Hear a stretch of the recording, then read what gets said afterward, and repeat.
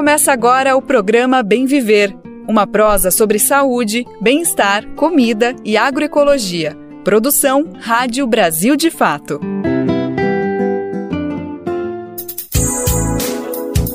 E hoje é terça-feira, dia 18 de junho de 2024. Quem tá chegando por aqui, batendo na sua porta, pedindo licença para entrar em mais uma edição inédita e fresquinha do Bem Viver, uma produção do Brasil de Fato. Por aqui você sabe, durante a próxima 1 hora a gente põe em pauta todas as questões fundamentais para caminhar para uma sociedade mais justa e solidária. A gente fala sobre agroecologia, saúde, alimentação, cultura, tudo que a gente precisa para atingir o bem viver. É claro, sem deixar de lado os debates mais quentes e importantes sobre política, economia, mundo do trabalho, tudo isso e muito mais cabe aqui no Bem Viver. Meu nome é Lucas Weber e eu te acompanho nessa boa prosa que está começando agora. Se liga nos destaques que a gente preparou para a edição de hoje.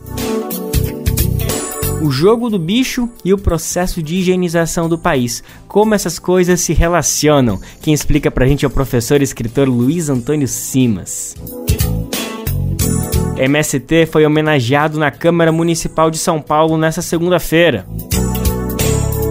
Apoiado por bolsonaristas, muro dificulta acesso à praia paradisíaca em Pernambuco. Saúde mental e diversidade. O pesquisador lança livro sobre a população LGBT no SUS. Escola de cinema no campo estimula a produção audiovisual feita por camponeses no Pará. Esses são alguns, mas são vários os destaques do programa de hoje. Bora lá que ele só está começando. Tão antigo quanto a nossa república, o jogo do bicho moldou a sociedade brasileira e segue influenciando. Afinal, quantas expressões, culturas, costumes, comentários, cenas do cotidiano foram inspirados por conta dele, do jogo do bicho, que, pelo incrível que pareça, é uma atividade ilegal. Ela foi permitida apenas durante seus primeiros 3 anos de existência. Desde 1895, essa atividade aí foi considerada ilegal pelo Estado brasileiro, que argumentava ser um sintoma da degeneração dos costumes da sociedade. Em contrapartida, no mesmo momento, atividades como a corrida de cavalo recebiam incentivos. É mais ou menos a partir dessas premissas que o autor Luiz Antônio Simas parte para escrever seu mais recente livro, Maldito Invento de um Baronete, uma breve história do jogo do bicho, que parte a partir de 25 capítulos, cada um intitulado com o nome de um animal que compõe o jogo do bicho, trazendo crônicas, histórias, reflexões fundamentais para a gente entender a dimensão desse fenômeno tão brasileiro, tão carioca. A gente vai falar bastante sobre isso, mas antes de tudo, Luiz Antônio Simas, que prazer poder falar com o senhor. Amigo, muito obrigado pela disponibilidade para atender mais uma vez o Brasil de Fato, viu? Eu é que agradeço, Lucas, o convite para falar aí sobre esse livro novo, né, o Maldito Invento de um Baronete, um verso do Olavo Bilac sobre o jogo do bicho. Então é um prazer estar conversando novamente com vocês, é uma alegria. Que ótimo, a alegria é toda nossa. Professor, logo no começo do livro, uma das frasezinhas ali que você traz para abrir é uma citação de um apostador anônimo. Só existe jogo do bicho porque primeiro a gente sonha. Essa frasezinha ela vai acabar aparecendo em alguns momentos ao longo do livro, talvez não literalmente ela, mas formas que aludem a ela. Porque você explica várias maneiras, traz várias hipóteses de por que o jogo do bicho foi um fenômeno tão estrondoso no Brasil, né? Desde por conta dos animais, que as pessoas acabaram se sensibilizando, ou por conta do fenômeno das apostas, que é algo das lotéricas, que já está um pouquinho na raiz do brasileiro, mas também tem esse elemento do sonho, né, que essa frase acaba sintetizando bastante o que movimenta as pessoas a apostarem, mas me parece que existe algo, talvez, da própria cultura do brasileiro que está aí e acaba se aglutinando um pouquinho nesse espírito sonhador que incentiva tanto as pessoas a apostarem, a viverem do jogo do bicho. Isso para ti, para o senhor também é uma explicação? Você acha que realmente o brasileiro é um sonhador e esse sonho acaba se transmitindo nessa necessidade de participar do jogo do bicho? Bom, eu não sei exatamente se o brasileiro é um sonhador, mas eu sei que a nossa formação é muito marcada por alguns elementos místicos, né? Então tem um certo misticismo na formação da cultura brasileira que é muito evidente. E nessas culturas, digamos, místicas, os sonhos têm sempre um sentido que tem sentidos muito profundos, né?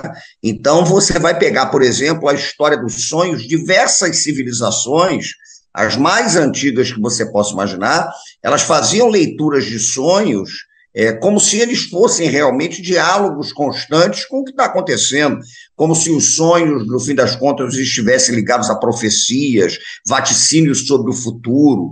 E a formação da cultura brasileira ela é muito marcada por esse tipo de coisa, né? No caso do Jogo do Bicho, por exemplo, eu tenho uma suspeita em relação ao Rio de Janeiro, que esse onírico, né, esse imaginário, o belo reino dos sonhos, como diz um samba da Beija-Flor, ele é muito marcado também pelo impacto que os ciganos tiveram na formação da cultura do Rio de Janeiro. Porque a história dos ciganos no Brasil, ela é uma história, de certa maneira, muito escondida, né? Ela é uma história, até certo ponto, apagada.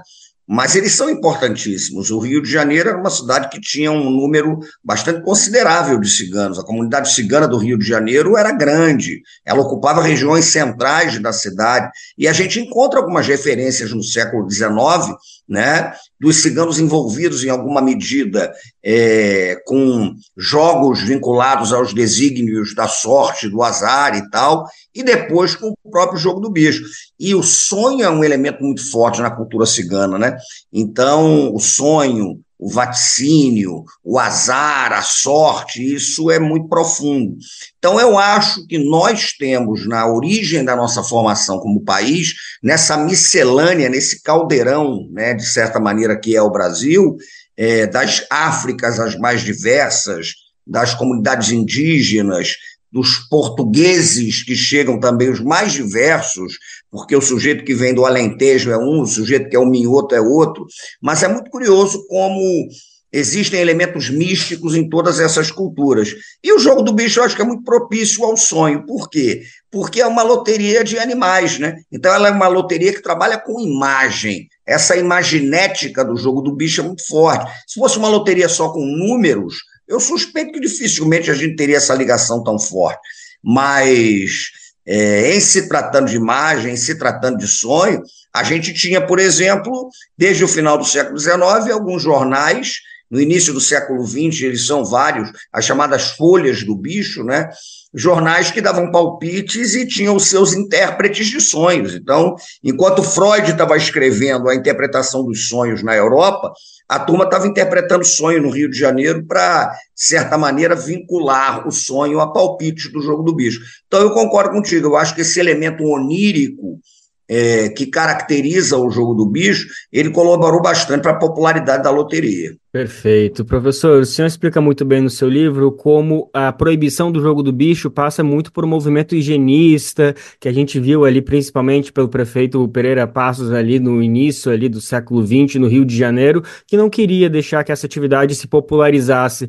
E agora te ouvindo um pouquinho sobre essa origem onírica, sobre essa origem dos sonhos, você acha que já estava presente no Estado brasileiro que permitir o Jogo do Bicho, permitiria também suscitar, alimentar cada vez mais esse mundo dos sonhos, das possibilidades, dessa conexão com essas culturas que, como o senhor tanto explica, eram justamente o que estava tentando ser marginalizado, colocado para fora? Já existia, será, essa compreensão ou era uma compreensão um pouco inconsciente nesse movimento de higienização?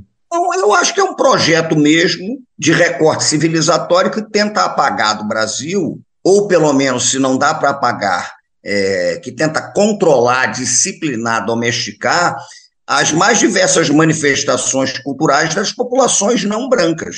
Isso daí, para mim, está muito nítido. A gente mergulhando nos estudos do pós-abolição, porque quando você estuda a origem do Jogo do Bicho, você vai mergulhar no pós-abolição, naquele contexto marcado pela proclamação da República e um pouco antes pela abolição da escravatura. A República, então, ela tem a tarefa de pensar um Brasil após a abolição. E a República, num primeiro momento, ela pensa um Brasil com um recorte civilizatório rigorosamente europeu. Ali havia um embate, né? Então, o Rio de Janeiro, sobretudo, foi muito afetado por isso, porque era a capital republicana. Então, de certa maneira, nas grandes cidades da América Latina, não só no Rio de Janeiro, enfim, mas havia um movimento que buscava fazer a contenção das manifestações culturais e da ludicidade dos não brancos e dos pobres de maneira geral. Então, me parece que o Jogo do Bicho ele é proibido, eu tenho pouquíssima dúvida sobre isso, Porque ele era uma loteria do pobre, ele era uma loteria do preto no pós-abolição. Então, você tinha uma quantidade infinda de loterias no Rio de Janeiro, e é exatamente a loteria do bicho que é proibida. É exatamente aquela que tem um perfil mais popular, é exatamente aquela que tem um perfil mais vinculados às populações afrodescendentes da cidade. Então, me parece que faz parte de um aparelho de repressão, apagamento e domesticação das culturas não brancas, que foi o projeto republicano. A República teve esse projeto.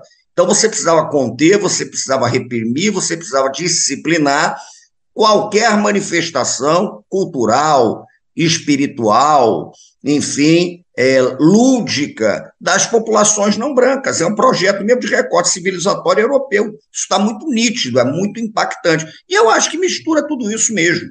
Né? O bicho é proibido porque era uma loteria de pobre. Naquele momento, você não encontra argumentos diante do que está acontecendo no Rio de Janeiro, das loterias, de um mercado de apostas que está se consolidando na cidade e tal.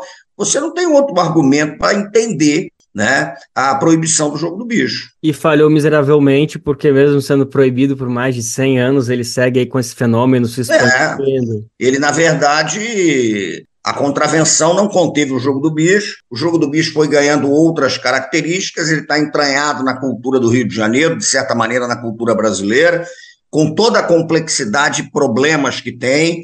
O jogo do bicho, que num certo momento ele começa realmente a ter uma conexão com uma pluralidade de atividades criminosas que é muito forte, mas que ao mesmo tempo continua entranhado também nas práticas populares de sociabilidade das ruas, né? Então o jogo é complexo, o jogo é contraditório. Não dá para a gente cair, como eu costumo dizer, em dois extremos a respeito do jogo do bicho. O livro fala disso.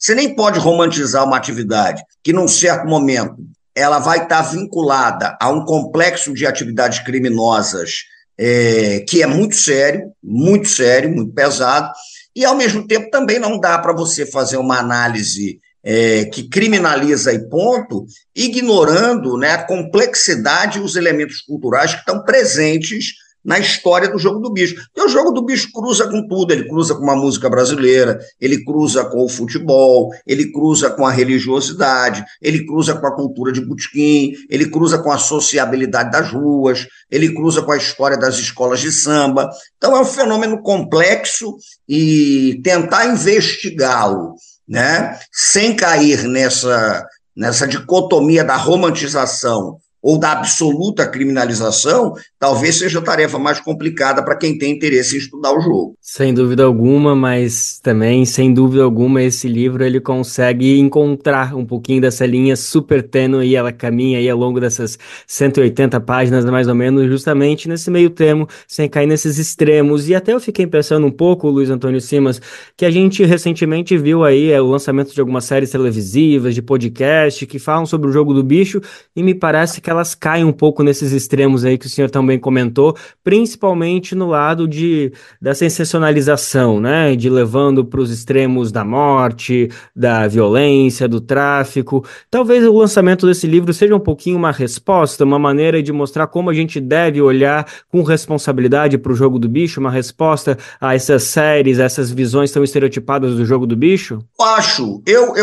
Você tem, por exemplo, duas séries que eu acho boas, inclusive, a Lei da Selva e Vale o Escrito, que tomaram o jogo do bicho como referência. Mas, ao mesmo tempo, eu acho que elas trabalham com um lado do jogo do bicho, e não são exatamente séries sobre o jogo do bicho, né? Elas são séries sobre todo o aparato criminal que, num certo momento, vai estar vinculado ao jogo, ou, no caso do Vale o Escrito, ela tem como referência fundamental a disputa dentro da família de um banqueiro do bicho, o Miro do Salgueiro e o Maninho, né? Mas o jogo é muito mais complexo, então, nesse sentido, eu acho que realmente ainda falta uma série que aborde o jogo do bicho com essa complexidade, com essa multiplicidade de elementos que o jogo tem, né? Isso, para mim, é absolutamente fundamental. Por quê? Porque o jogo do bicho também pode ser interpretado, ele pode ser interpretado de várias maneiras, na verdade, mas ele pode ser interpretado, por exemplo, a partir do onírico, que a gente já mencionou, a partir da cultura de rua, a partir do mercado de trabalho, gente. Nós somos um país que no pós-abolição, tinha um projeto de exclusão que era nítido. E a inserção de descendentes de escravizados, de pobres, dos centros urbanos do Brasil no mercado formal do trabalho era muito difícil. Então, o Jogo do Bicho também pode ser visto a partir da história do trabalho no Brasil, por que não? Né? Então, eu acho que falta, de certa maneira, ainda essa percepção. É um fenômeno da cultura, até porque se a gente fica no crime exclusivamente, e o crime faz parte, num certo momento, não tenha dúvida. Tá? O Jogo do Bicho, num certo momento, ele vai perdendo rentabilidade, sobretudo a partir da década de 70, quando a própria ditadura militar começa a entrar muito forte no mercado das loterias, né, com a loteria esportiva e tal. Essa queda de rentabilidade do bicho, ela faz com que você tenha um processo de formação de uma cúpula em meados dos anos 70, e tudo leva a crer que essa cúpula descobriu que a rentabilidade do jogo ela não era mais uma rentabilidade que garantiria a eles a circulação de capital como até então garantira. Então, há uma decisão de cúpula para diversidade de atividades e muitas delas vinculadas ao ilícito, né? Tráfico de arma, tráfico de droga, lavagem de dinheiro e etc. Então, por incrível que pareça, eu falo uma coisa até no sentido meio provocativo, mas a cúpula que num certo momento controlou o Jogo do Bicho, ela deixou de ter no Jogo do Bicho a sua atividade principal, né? Não é. Na verdade, o Jogo do Bicho acaba sendo quase que aquela fachada pitoresca por uma complexidade de atividades criminosas que deixaram o jogo em segundo, terceiro plano, não tenha dúvida. Uma coisa que eu gosto sempre de dizer, a gente não pode, nesse sentido, fazer uma análise simplista. O Jogo do Bicho não foi proibido porque, num certo momento, era uma atividade criminosa. Em alguma medida, ele se aproximou do crime porque era proibido. Então, são essas questões que a gente precisa encarar de frente. Mas eu concordo contigo, eu acho que essas séries de boa qualidade, falei em ambas, gosto de ambas, mas elas têm uma outra pegada. Elas contemplam o Jogo do Bicho por um viés que faz parte do Jogo do Bicho, evidente. A gente não pode cair na romantização, não, claro que faz parte, né? O Jogo do Bicho está vinculado à violência urbana, sobretudo da década de 70 para cá, isso é muito intenso, dos anos 80, enfim, né? Mas esse buraco é mais embaixo, então tem, digamos, uma complexidade que envolve o jogo que vai bem além disso. Esperamos, então, ansiosamente a série produzida, dirigida por Luiz Antônio Simas para... Por mim, não faça isso. Mas eu acho que seria bacana, uma série do Jogo do Bicho que trabalha as encruzilhadas entre o jogo e a música popular, entre o jogo e o futebol. Ô, Lucas, é uma coisa que eu costumo dizer, você pode detestar o Jogo do Bicho, você pode gostar do Jogo do Bicho, você pode achar que o Jogo do Bicho é a maior das perdições, você pode achar tudo, mas uma coisa é básica. Você não conta a história do Rio de Janeiro sem o Jogo do Bicho. Não tem como, né? A história política, a história social, a história econômica, a história da violência, a história da música urbana do Rio, a história do futebol carioca. Sem o bicho você não conta. Capítulo 1, né? Não tem como pular essa aula. Não tem como pular, A não ser que a gente queira embarcar realmente no mito da cidade maravilhosa cheia de encantos mil, e a gente jogue para escanteio a complexidade que essa cidade tem, que definitivamente não é a cidade maravilhosa, enfim, que é vendida como cartão postal para o mundo inteiro. Com certeza. Professor, a nossa entrevista está chegando ao fim, mas tem duas questões que me parecem importantes para a gente levar aqui. A primeira é a respeito justamente desse período que a ditadura começa a influenciar no Jogo do Bicho e acaba a influenciar negativamente no poder, na movimentação do dinheiro, por conta da chegada das lotéricas, primeiro a lotérica esportiva. A gente fica pensando, então dá para dizer que o Jogo do Bicho foi a escola das lotéricas que a gente tem hoje? Se a gente vai numa lotérica da Caixa hoje, pode ter certeza que teve uma influência ali do Jogo do Bicho nessa formação? Eu acho que sim, ainda que as loterias no Brasil sejam mais antigas, né? A primeira loteria do Brasil é do final do século XVIII, e ela foi uma loteria extraída em Vila Rica, hoje Ouro Preto, para a construção do prédio da cadeia de Ouro Preto, né? O Dom João VI, quando chega ao Rio de Janeiro, ele cria a real fábrica de baralhos, né? Então você já cria uma fábrica de baralhos ali, de jogo e tal, e você teve loterias ao longo do Império. Agora, sem dúvida alguma, a loteria mais impactante foi o Jogo do Bicho, e ela, de certa maneira, pautou essa tradição que a gente tem com as loterias, né? Eu acho que o Jogo do Bicho cruza tudo isso. A loteria esportiva, eu tenho uma desconfiança que ela dialoga com o bicho, porque, primeiro, a loteria esportiva é criada na década de 70, aproveitando o sucesso da seleção brasileira de futebol. A seleção tinha ganhado a Copa de 1970, então cria-se uma loteria. Ela trabalha com o futebol, que é um elemento fundamental na formação de um certo imaginário da identidade nacional brasileira. Ela vem com o número 13, que é um número repleto de impactos ligados ao campo do misticismo, das superstições. Então, eram 13 jogos da loteria na época. A loteria esportiva, ela disputa com o bicho, realmente, esse espaço imaginário, eu não tenho dúvida em relação a isso. E eu acho que, em alguma medida, a decadência do Jogo do Bicho, ela tem muito a ver com a criação da loteria esportiva também. E agora, para fechar nossa conversa, passados 130 anos da fundação do Jogo do Bicho, ainda faz sentido discutir a ilegalidade, a legalidade? Ainda há tempo de torná-lo legal? Faz sentido uma questão dessas, professor? Isso é complexo, né? Porque, primeiro, o Jogo do Bicho é um jogo que está em declínio. Se você me pergunta o que vai acontecer com o Jogo do Bicho, eu não duvidaria que ele acabasse. Porque o Jogo do Bicho, além de tudo, não renova público, né?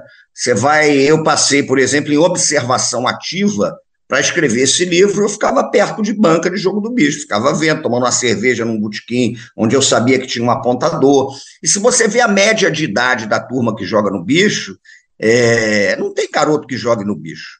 É um ou outro, exceção que confirma a regra. Então é aquela senhorinha que sonhou com o falecido marido e vai lá jogar no número da sepultura dele, né? É o garçom do bar que chega e joga no Bicho para tentar ganhar um dinheiro e, quem sabe, dessa maneira levar algum para casa, né? São os trabalhadores urbanos que chegam, jogam uma aposta barata ali para ver o que acontece, etc. Né? Tem muito disso. Agora, o Jogo do Bicho já foi engolido, né? Já foi engolido primeiro pelos caça-níqueis, e já faz tempo isso, tanto que esses banqueiros do Bicho, eles mergulham, né, nessa disputa por território envolvendo o controle de caça-níquel. Hoje você tem as bets, então você tem as bets que te permitem apostar em tudo o que você imaginar ligado a esporte, etc. Né? Hoje você tem programa, por exemplo, de televisão, que é patrocinado por loteria, que patrocina campeonato e etc. e tal, e as pessoas acham isso a coisa mais normal, e eu fico espantado, né? Porque, de novo, a gente bate naquela tecla. A questão da proibição do Jogo do Bicho lá atrás, ela não foi vinculada à ideia de que jogo você iria proibir, né? O vínculo é outro, quem poderia ou não poderia jogar. Então é uma proibição descabida naquele contexto, evidentemente. Agora, eu não sei, tem projetos para legalizar o Jogo do Bicho. O governo do Geisel, da ditadura militar, tinha um projeto de criar a zooteca, né, a loteria do Jogo do Bicho. Então, tem projetos aí. Mas eu acho difícil, porque hoje o Jogo do Bicho também já está entranhado numa certa cultura do controle do território da cidade pelo crime, que é muito pesada, tem uma complexidade enorme. Mas eu acho que ele já foi engolido, desde os caça-níqueis, a loteria esportiva já começou a fazer isso, né? E hoje é isso, é caça-níquel, é bet.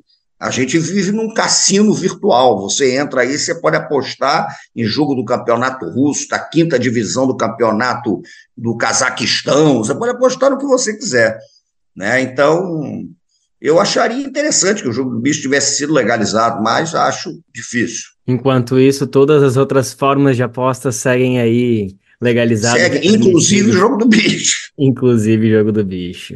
Professor Luiz Antônio Simas, compositor, escritor, professor de história, pesquisador das culturas de rua, autor de 20 livros, premiação do Jabuti, num livro aí em parceria com o Ney Lopes. Que alegria demais poder falar com o senhor. Muito obrigado mais uma vez a disponibilidade. Eu é que agradeço. Agradeço o interesse de vocês. Valeu. Então fica aí a dica, leiam Maldito Invento de um Baronete, uma breve história do Jogo do Bicho, uma produção aí da Mórgula, o último livro lançado por Luiz Antônio Simas. Programa Bem Viver, sua edição diária sobre saúde, bem-estar, comida e agroecologia.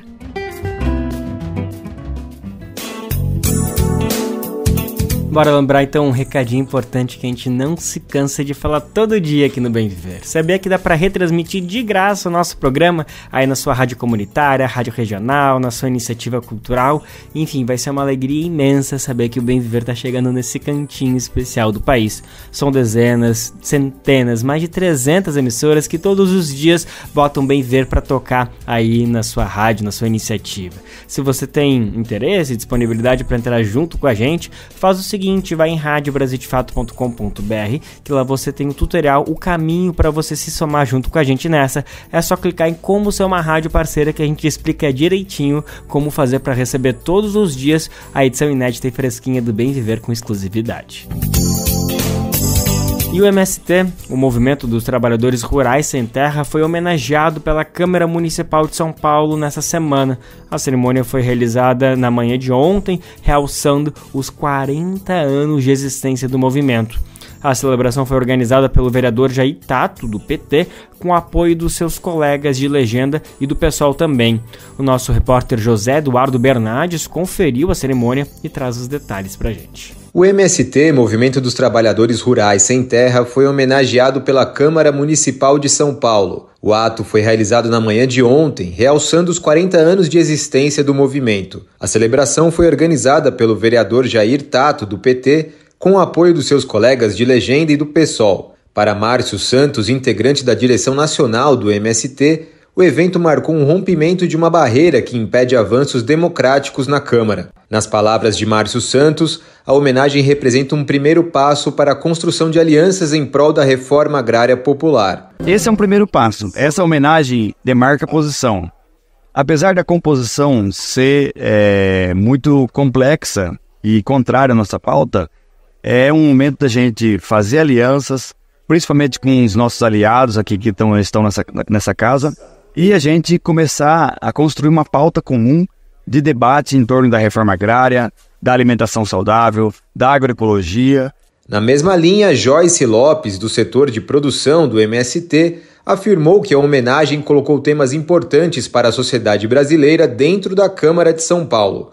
Alguns exemplos são a produção de alimentos saudáveis e o combate às mudanças climáticas. Para nós é muito significante, né? E muito importante também neste momento atual, onde a direita vem pegando essa ofensiva, né, contra o movimento sem terra, né? Então está hoje presente dentro dessa Assembleia, dentro dessa casa, aqui para nós, é um marco para nós, porque a gente está mostrando a nossa posição, né? Mostrando que o movimento sem terra, ele tem sim, né, uma sociedade que também nos apoia. O evento contou com a presença de cerca de 100 integrantes do movimento e da superintendente regional da CONAB, a Companhia Nacional de Abastecimento, Renata de Moraes Vicente. Ela utilizou o espaço para declarar apoio institucional ao MST e falou sobre a importância do PAA, o Programa de Aquisição de Alimentos. O PAA compra alimentos da agricultura familiar para direcionar as pessoas em situação de insegurança alimentar e nutricional, e aquelas atendidas pela rede socioassistencial, pelos equipamentos públicos de segurança alimentar e nutricional e pela rede pública e filantrópica de ensino. O vereador Jair Tato lembrou que essa não é a primeira ação de reconhecimento ao MST na cidade de São Paulo. Em setembro de 2019, a Feira Nacional da Reforma Agrária, organizada pelo movimento, entrou oficialmente no calendário de turismo do município. A lei, também proposta pelo vereador, atribuiu ao evento dos agricultores e agricultoras de produtos orgânicos e agroecológicos o mesmo status do Carnaval, da Virada Cultural e da Bienal do Livro, por exemplo. No mesmo ano, o MST recebeu a Salva de Prata, principal honraria da Câmara Municipal, também após sugestão de Jair Tato. De São Paulo, da Rádio Brasil de Fato, José Eduardo Bernardes.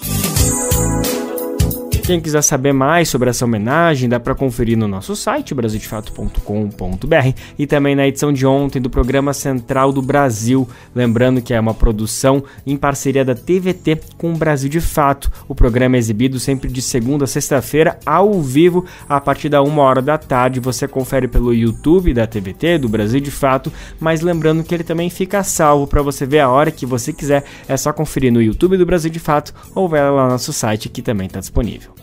Se alimentar como um ato político e comida sem veneno? O Armazém do Campo reúne as duas coisas com a agricultura familiar orgânica e agroecológica dos assentamentos da reforma agrária.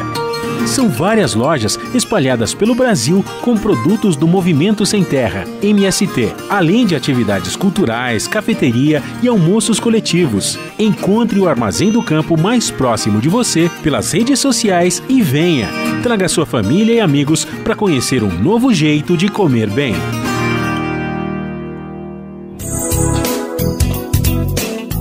O papo agora é sobre a construção, olha só, de um muro na praia de Maracaípe, no litoral sul do Pernambuco. É uma estrutura de nada menos que 500 metros e foi levantada por um empresário. O argumento dele é conter o avanço do mar e preservar o meio ambiente, vai vendo, né? Só que no meio de tudo isso, a iniciativa dificulta o acesso à população ao local, que é considerado um paraíso. O levantamento desse muro está dando o que falar em Pernambuco por separar um trecho privilegiado da praia. Bom, nossos repórteres Afonso Bezerra e Pedro Tropassolas foram entender de perto essa situação e contam tudo pra gente.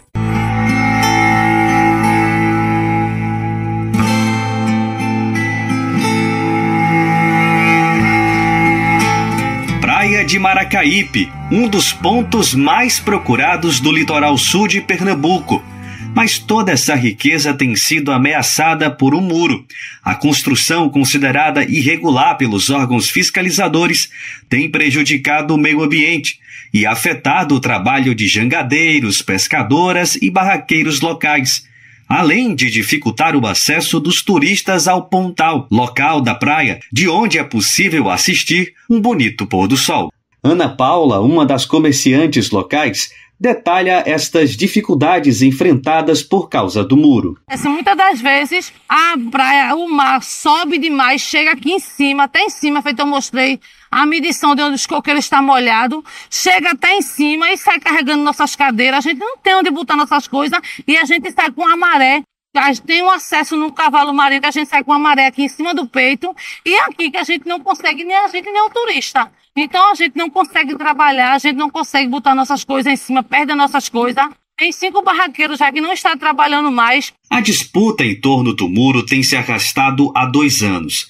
Inicialmente, o proprietário João Fragoso obteve uma autorização da CPRH, a Agência de Meio Ambiente do Estado de Pernambuco, para erguer o muro com o objetivo de conter a erosão provocada pelo mar.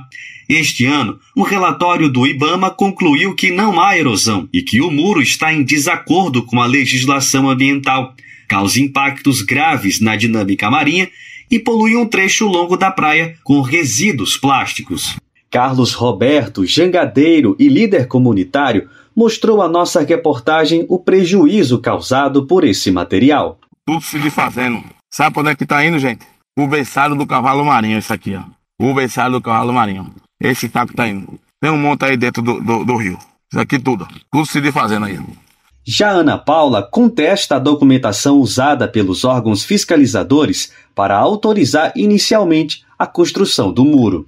O que me chama a atenção é que tudo que foi feito aqui no Pontal de Maracaípe não foi feito diretamente com os órgãos do CPRH. Foi ele mesmo, particularmente, que fez toda, como ele fala, né? Que fez todo o mapeamento aqui, contratou uma empresa, o dono da propriedade fez tudo isso. O IBAMA também afirma que o muro atualmente tem o dobro das dimensões autorizadas pela CPRH. De cima, é possível ver como a estrutura cerca a praia, com aproximadamente 500 metros de extensão. O proprietário alega que o muro de fato só tem 250 metros. Segundo ele, o restante da estrutura, que também teria sido autorizada pela Justiça, foi feita apenas com troncos de coqueiros. Há diversas placas informando que é uma área privada e até uma câmera de monitoramento. Os trabalhadores afirmam que há um constante clima de vigilância e que os seguranças do terreno andam armados, intimidando os barraqueiros. O muro passa exatamente ao lado de uma placa que informa que o trecho é uma área de manguezal de preservação permanente.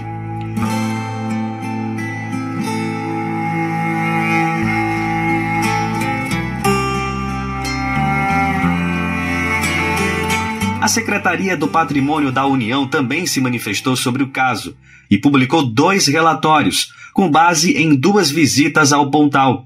Na primeira, em 2023, a SPU encontrou o muro ainda em construção e na segunda, em 2024, já constatou o avanço das cercas, desrespeitando as dimensões originais do terreno. O mapa demonstra o tamanho da área ocupada ilegalmente pelo dono do muro.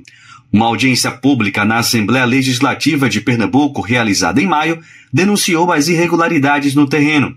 Na ocasião, a CPRH reviu a licença e determinou a demolição da estrutura. Neste intervalo, uma decisão liminar da Justiça de Pernambuco impediu a demolição.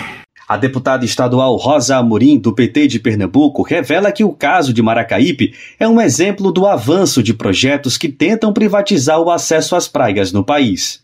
O Pontal de Maracaípe é uma síntese, um protótipo do que será, na verdade, a PEC, a Proposta de Emenda à Constituição 3 de 2022, que quer privatizar o nosso litoral. Eles, na verdade, têm até uma placa, lá é conhecido como Pontal de Maracaípe, mas eles têm uma placa lá dizendo Pontal do Fragoso. Eles têm uma justificativa de que estão construindo um muro para proteger o meio ambiente. Mas, na verdade, a gente sabe que o que se esconde por trás desse discurso de proteção ambiental é, na verdade, um processo de construção de empreendimentos de privatização daquela praia. A tensão em torno do muro ganha novo fôlego em meio ao debate da PEC 03/2022, conhecida como PEC das Praias. A proposta relatada por Flávio Bolsonaro no Senado prevê a negociação de áreas em terreno de marinha para empresas e pessoas físicas que já ocupam a área. A proposta pode, na prática, dificultar o acesso da população à faixa de areia. Como explica o professor de Geografia da Universidade Federal do Rio de Janeiro, Lício Monteiro. De certa forma, o que a gente via é que a PEC não se referia ao fato da preservação da garantia do acesso à praia. Então, isso já despertava uma tensão muito grande, vendo a tendência do que está acontecendo no Brasil e no mundo, se a gente for ver, em Portugal está acontecendo o mesmo processo, a gente vai ver em outros países, a tendência é a restrição, é a privatização do acesso às praias, Em entrevista ao Brasil de Fato, o dono da construção, João Fragoso, nega que tenha interesse em construir resorts ou empreendimentos hoteleiros da área. Argumenta que tem a intenção de proteger a propriedade e o meio ambiente. Quanto ao relatório do IBAMA, que atesta a irregularidade do muro, ele alega que o documento foi feito com cunho de vingança e perseguição política. Nos últimos dias, Fragoso ganhou apoio de bolsonaristas locais, que saíram em defesa da propriedade e atacaram os parlamentares, trabalhadores e ativistas que protestam contra a existência do muro. Eu consegui, por conta de devastação e muita agressão ambiental ao Pontal do Maracaípe, que pertence a gente há quase 50 anos, eu pedi ao juiz da comarca para cercar, inclusive o mangue, porque estavam defecando no mangue, estavam cortando madeira, estavam fazendo churrasco, deixando cerveja, camisinha, resto de comida, estava uma verdadeira depredação. Estão me perseguindo, só isso. O que eu quero é manter o meio ambiente equilibrado. Se esse muro for tirado, essa barreira de contenção, o Pontal diminui. E o que é que vai acontecer? Vão invadir. Como Maracaípe tem várias faixas de areia que estão invadidas. João Fragoso também negou que ele e seus funcionários têm ameaçado os barraqueiros que trabalham na área. O que eu tenho são pessoas que estão tomando conta da propriedade, não estão armados nem ameaçando ninguém. Se estão ameaçando, por que não foram para a polícia? Por que não prestaram queixa?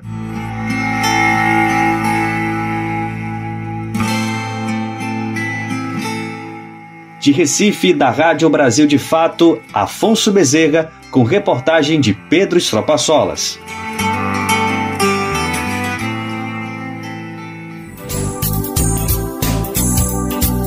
A gente lembra mais uma vez que esse tema se junta à chamada PEC das praias. Sim, tudo se relaciona e vai continuar no nosso radar.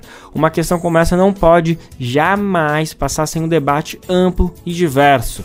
Aqui a gente está falando de um projeto que mexe com questões sobre a proteção do meio ambiente, justiça social e a gestão de bens públicos, entre outros temas. Uma possível aprovação dessa PEC das praias poderia alterar muita coisa nas regiões costeiras do país e alterar a vida de muita gente que, por exemplo, sobrevive da relação com esses espaços. Bora falar sobre saúde mental e diversidade. É que o mestre em antropologia e pesquisador Marco Antônio Gatti Jr. lançou um livro nesse sentido. Se chama Saúde Mental da População LGBT no SUS, a experiência do Centro de Referência em Saúde Mental. Olha só que bacana, gente. Na obra, ele analisa os avanços e os desafios do acolhimento da comunidade LGBT na rede de saúde mental pública. Os casos são analisados especificamente em Belo Horizonte. O livro também traz um histórico sobre como essa população era tratada quando prevaleciam os manicômios do país. A nossa repórter Ana Carolina Vasconcelos, do Brasil de Fato, Minas Gerais, conversou com o autor do livro. Ele começou falando sobre as descobertas e a chegada ao CERSAM, sigla de Centro de Referência em Saúde Mental. Vamos conferir. Cheguei na gestão do CERSAM. E o entendimento que eu tinha anteriormente de que a questão da saúde mental ela era principalmente tratada por psiquiatras, né, profissionais de psiquiatria e psicologia, na verdade, no CERSAM trabalham com um modelo diferente. E é uma equipe multidisciplinar, né, que vai tratar e vai acompanhar todas as pessoas que chegam no CERSAM, independente de sexualidade, né? Então isso já foi uma primeira descoberta, que não é médico-centrado, né? Não é voltado especificamente para uma especificidade, uma profissão, mas também tem profissionais, né? Tanto de terapia ocupacional, assistência social, enfermaria. Todos esses profissionais acompanham e acolhem essas pessoas que chegam lá nesse momento, né, delicado em relação ao sofrimento mental. Uma segunda coisa é que o CERSAM ele é muito focado e direcionado a partir dos princípios da reforma psiquiátrica, que é, né, antimanicomial, que não é de que as pessoas ficam ali enclausuradas fora da sociedade, né, enquanto elas estão em acompanhamento e tratamento, e também não é médico-centrada, né, são as duas principais questões relacionadas à reforma psiquiátrica.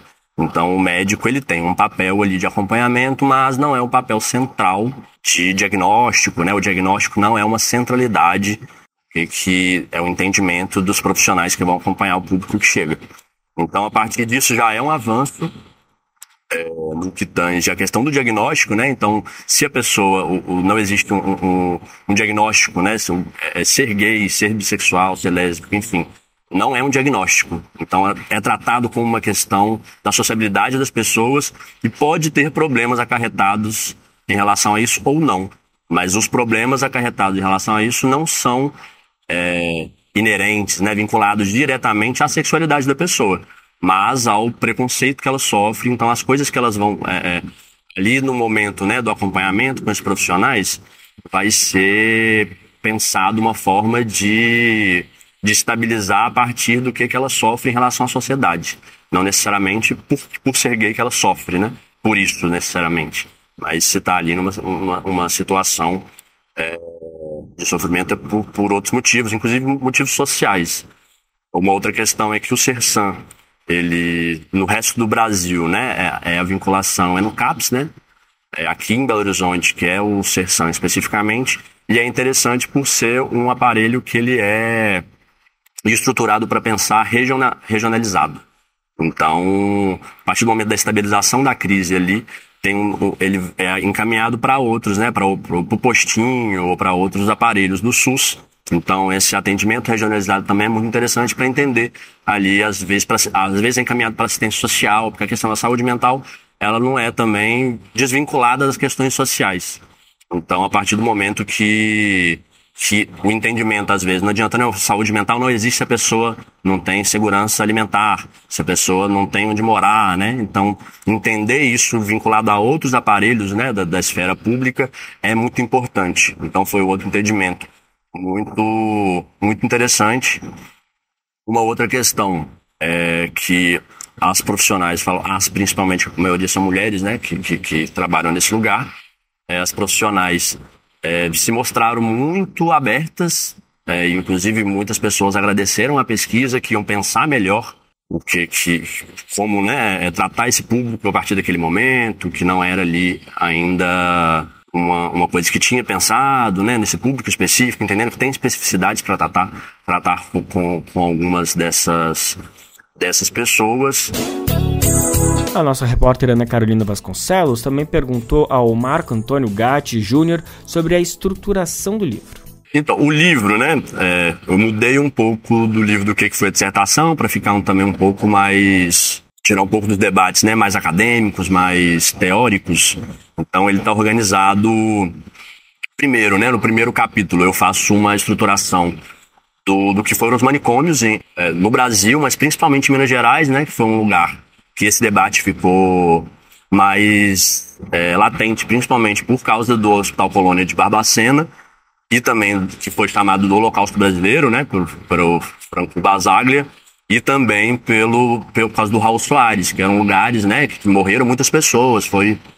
Tem vários documentários e livros que falam diretamente sobre isso, que é importante a gente saber, né, dessa história para que ela não se repita, e falando da urgência da reforma psiquiátrica, né? Por que é importante a reforma psiquiátrica, pensando não só a população LGBT, mas o público geral, né? Que a questão da saúde mental, da loucura, tudo isso ela foi usada, né, de desculpa a partir, né, do século XIX, principalmente, do ascenso, né, da medicina enquanto poder, né, mais consolidado na sociedade, como que a loucura era usada como um diagnóstico social, na verdade, né, que pessoas que eram consideradas loucas, que eram clausuradas, né, sem precisar de ter feito algum crime, ser julgada, elas eram colocadas nesses manicômios, principalmente, né, pessoas negras, mulheres que destoavam também da norma, né, LGBT, QIAP+, enfim. Tudo isso fica muito nítido, então o manicômio ele teve esse papel de controle social. Depois, no segundo capítulo, eu vou trazer um pouco da como a homossexualidade especificamente, né, que eu vou focar na questão da sexualidade. A questão trans é uma questão muito importante, mas só que ela parte de princípios, tanto de diagnóstico quanto de legislação diferentes. Aí não foquei na questão trans porque acho que ia ser muita coisa, né, para uma pesquisa de mestrado.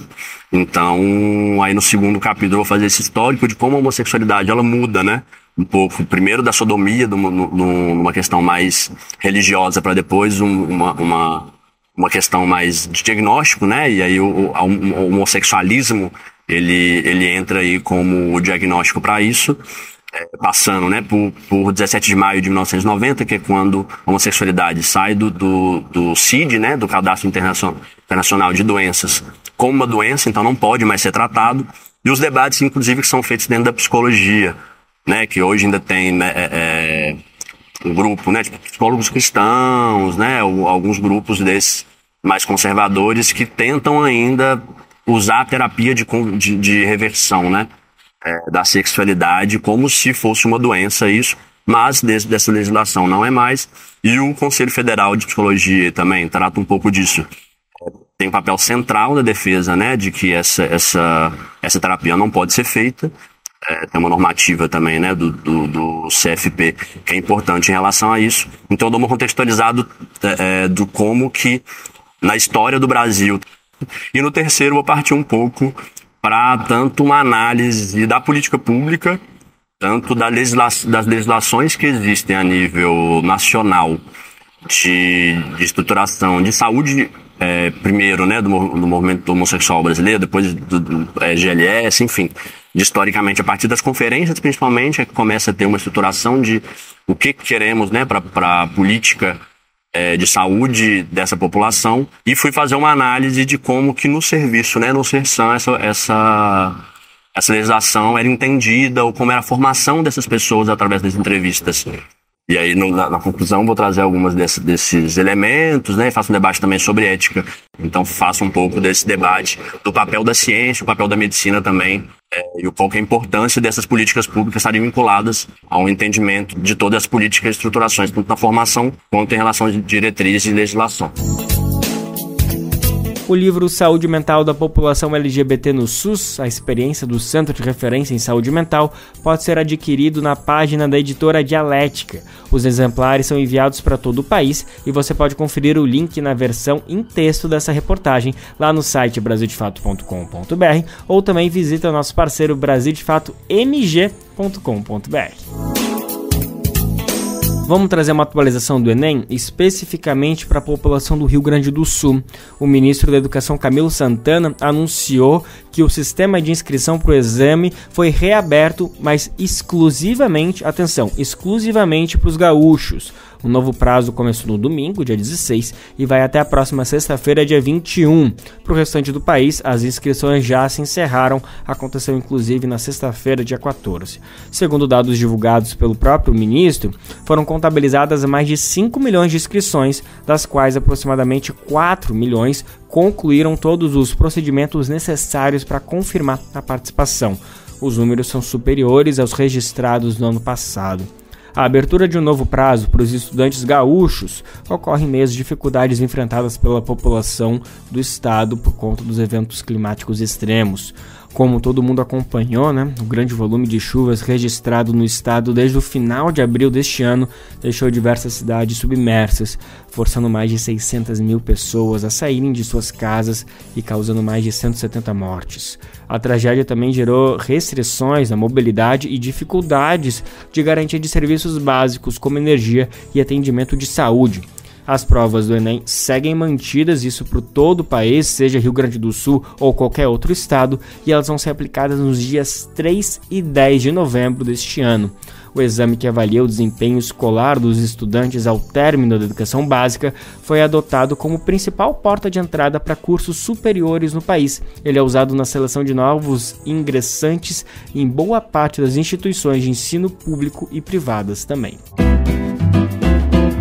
Você está ouvindo o programa Bem Viver, uma prosa sobre saúde, bem-estar, comida e agroecologia.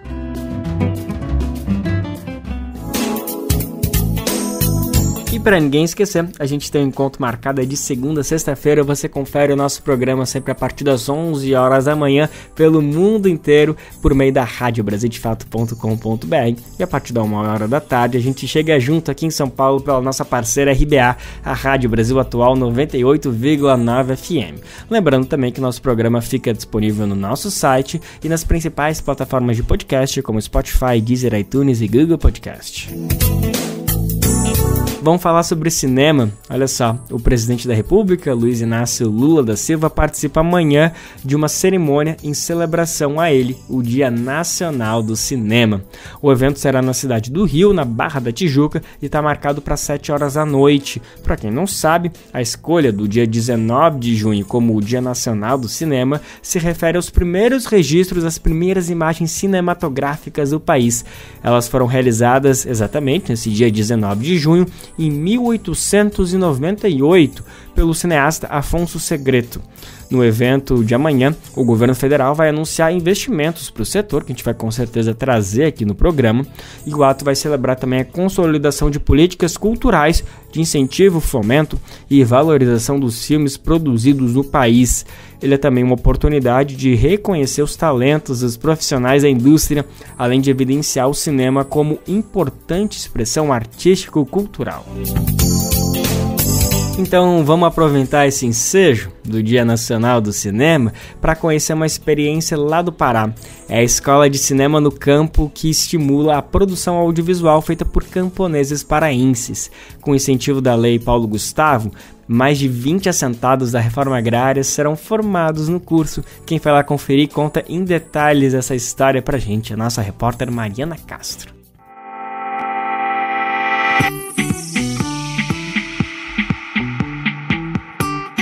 A imagem é um elemento fundamental na construção de memória, luta e resistência dos movimentos camponeses. Durante muitos anos, as histórias foram contadas apenas por terceiros, ainda que parceiros, mas cada vez mais os movimentos têm se apropriado e profissionalizado na área. Pensando nisso, jovens do Movimento Sem Terra, que integram o Centro de Formação, Produção e Artes da Amazônia, o Conduru, criou o projeto Escola de Cinema no Campo, com o objetivo de qualificar a formação em audiovisual de acampados e assentados da reforma agrária. Como explica Alan Leite, do Centro de Formação Conduru.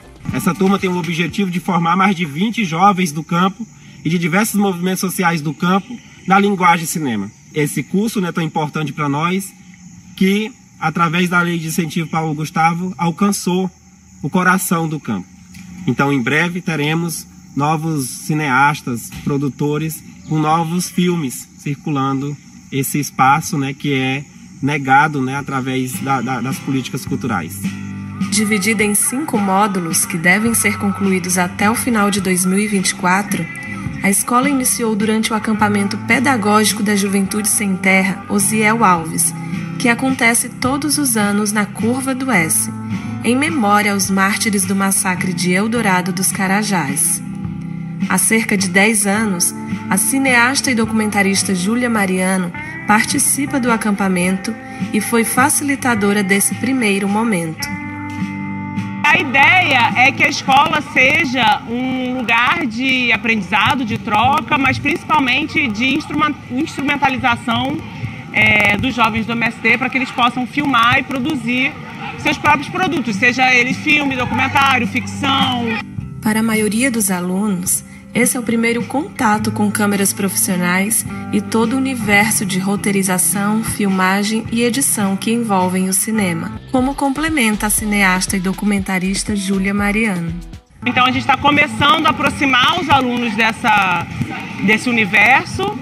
E aí, a partir dos próximos módulos, eles vão ser mais focados, A gente vai ter um módulo específico para falar de roteiro, ideia, daí eles vão desenvolver a ideia deles num roteiro, vão filmar essas ideias, vão editar essas ideias e no final a gente vai exibi-las num festival. Assim, a nossa proposta é fazer até 5 curtas-metragens durante todo esse ano de 2024.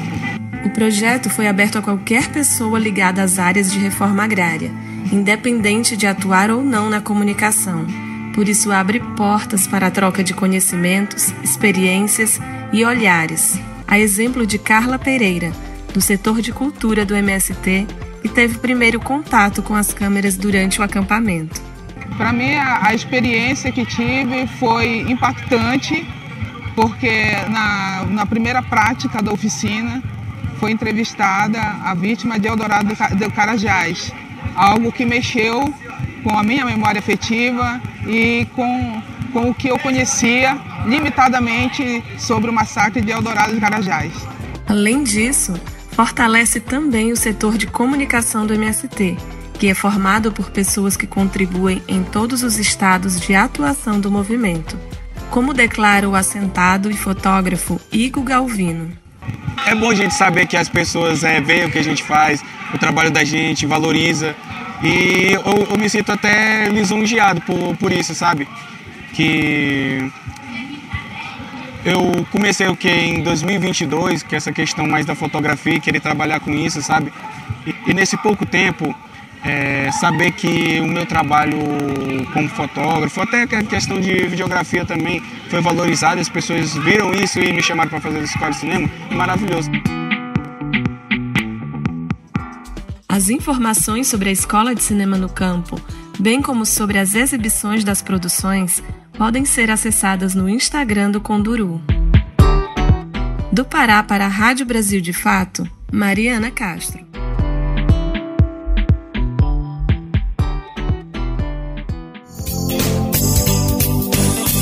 Bom, e fica a dica quem gosta de produções audiovisuais, que lá no YouTube do Brasil de Fato a gente tem uma sorte de vídeos para você escolher, ver desde documentários, reportagens e tantas outras produções, inclusive o Bem Viver na versão da TV.